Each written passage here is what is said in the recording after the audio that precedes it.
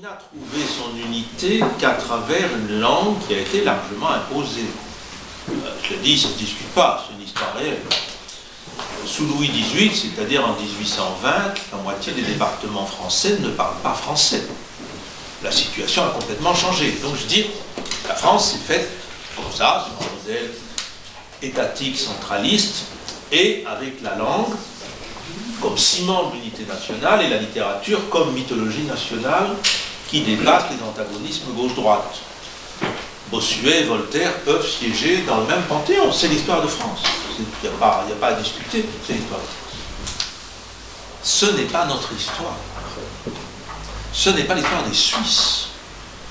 Ce n'est pas l'histoire des pays francophones issus des processus coloniaux. Et en même temps, ce qui est fascinant, c'est que le rôle que la littérature et la langue ont joué dans l'unification française, dans la conscience de la nation française, en tout cas jusqu'à 10-15 ans, à partir du moment où le PT Sarkozy est arrivé à l'Élysée, quelque chose s'arrête. D'ailleurs, il attaque Madame de Lafayette, ce qui n'est pas hasard. Et aujourd'hui, on attaque Madame Taubira, qui cite les poètes par cœur. Mais donc, ce qui est fabuleux dans l'opération française, c'est que ce qui est le ciment de l'unité nationale est caché, c'est-à-dire est dissimulé sous le principe que c'est l'universel, le français ayant été proclamé à un certain moment la langue universelle, la plus rationnelle, la plus logique, enfin, la plus belle, la plus tout ce qu'on veut. À partir de là, au fond, tous les francophones, nous inclus, on a d'ailleurs été élevés là-dedans, on y a cru. Et donc à partir de là, vous considérez que votre histoire, c'est du folklore, c'est secondaire, que vous êtes un écrivain de langue française qui a malheureusement la nationalité belge, marocaine, suisse, tout ce que vous voulez. Un sous-homme. Un sous-homme, un sous-truc. Bon. Et une partie du combat important de ma génération, avec les nuances qui sont entre nous, mais en gros, le combat de ma génération, la sienne d'abord évidemment, enfin, en gros c'est notre génération, ça a été de dire, enfin, ça suffit quoi. Qu'est-ce que c'est que ce truc? Pourquoi on ne serait pas de quelque part? Alors que c'est évidemment le quelque part qui irrigue votre création. Et en même temps, on a tous dit, ou à peu près tous, on est de quelque part, on est d'ici, mais on ne va pas pour autant dire qu'on est les plus beaux, tout ça. Et donc, une partie de mon travail, j'ai toujours trouvé en Jean un allié majeur, parce qu'en plus, il n'a jamais mélangé le fait de ce combat avec le fait que je devais célébrer toutes ses vertus, même si je l'ai fait par ailleurs, est passé par le fait de dire c'est une littérature qui a une histoire singulière qui s'explique par l'histoire de la Belgique et qui explique l'histoire de la Belgique et des mentalités belges. Et donc en effet, depuis 35 ans, je fais des publications, je fais des colloques, je dirige le musée de la littérature, on fait des expositions pour essayer de faire prendre conscience de cette spécificité, de cette originalité, de cette historicité. Et puis j'ai découvert le Congo, enfin l'ancien empire colonial de la Belgique, Congo, Rwanda, le Burundi.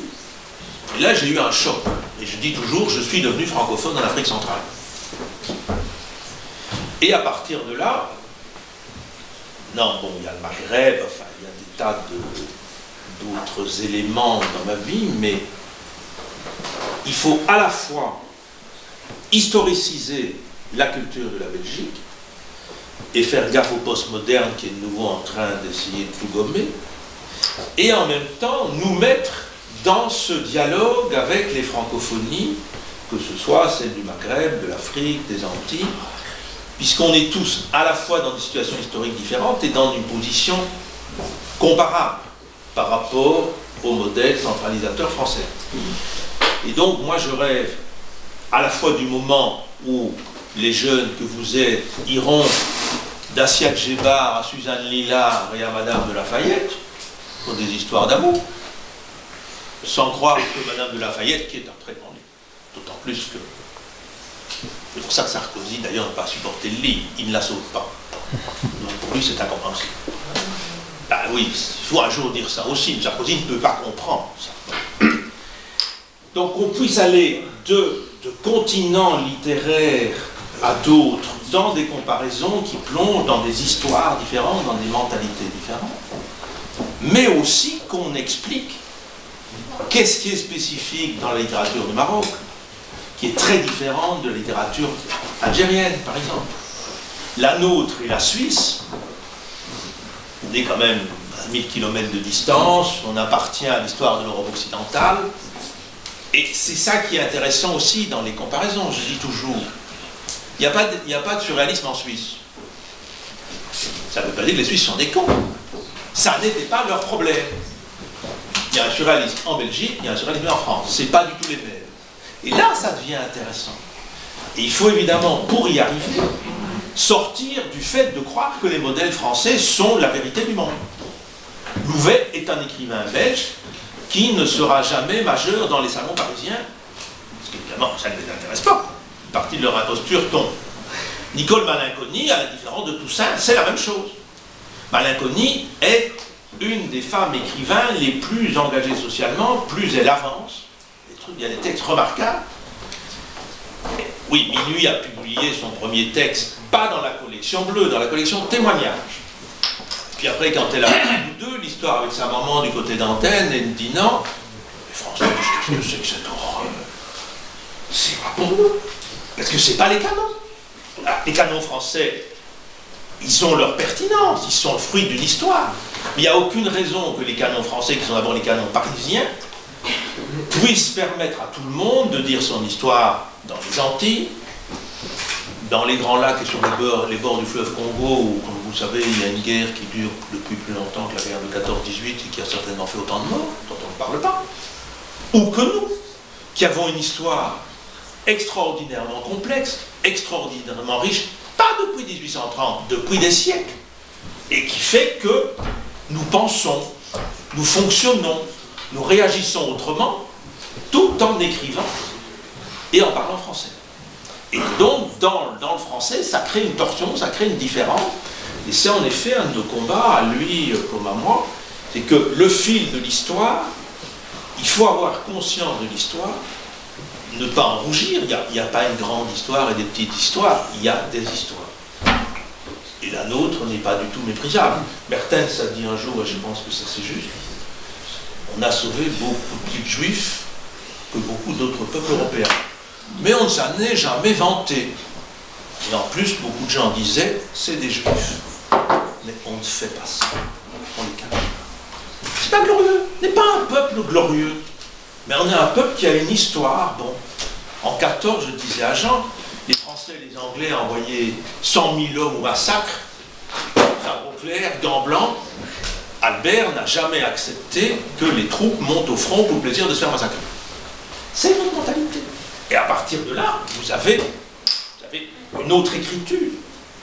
Mais une autre écriture qui est, c'est votre histoire comme la nôtre, qui n'est pas dans une langue qui est à nous. On n'est pas des Finlandais, on n'est pas des Hongrois. On écrit en français, et on écrit en français depuis des siècles.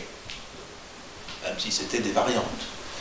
Et donc il y a une torsion entre cette histoire, cette mentalité qui est la nôtre, et cette langue qui n'a pratiquement pas bougé depuis plusieurs siècles, et qui a permis l'unification française. Voilà. Oui. Oui, Oui.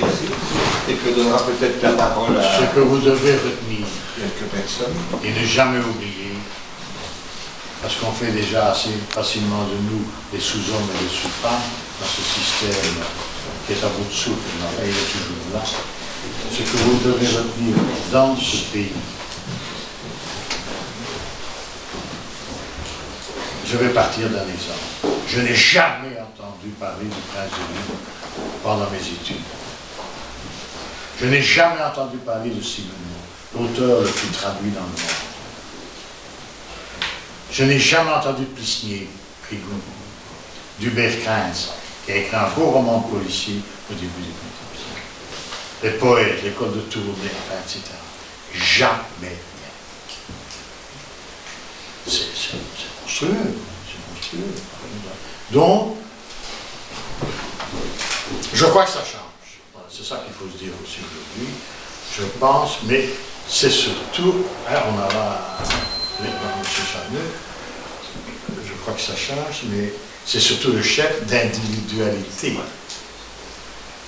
Non, Daniel, comment est-ce que ça va?